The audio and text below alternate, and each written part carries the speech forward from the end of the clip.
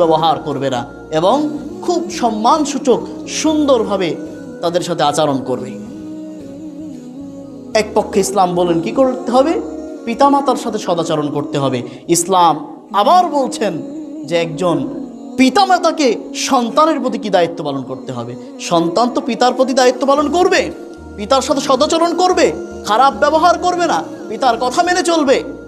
কিন্তু পিতামাতাকে সন্তানের জন্য কি করতে হবে? একজন পিতা এবং মাতার জন্য সন্তানের সর্বপ্রথম করণীয়, একজন সন্তান যখন